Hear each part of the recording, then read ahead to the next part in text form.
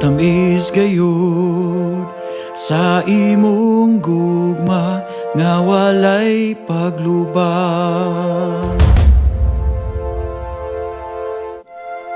Ug mapamatuod kinabuhi mo kay imong gihala.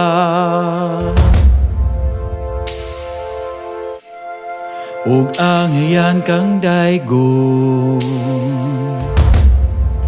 angayang simbahon,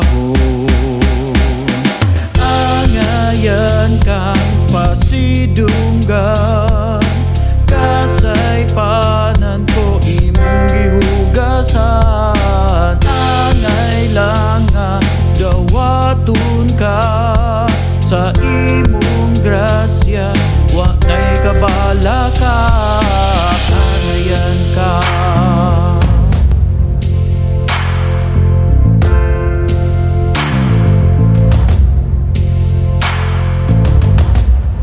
Ang kabalaan mo naghatag na ako o kagawasan.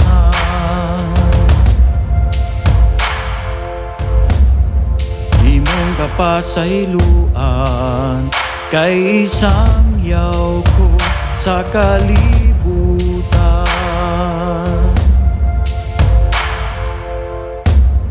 Ug angayan kang daygon,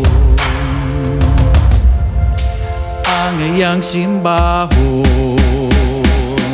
angayan kang pasidunggan, kasay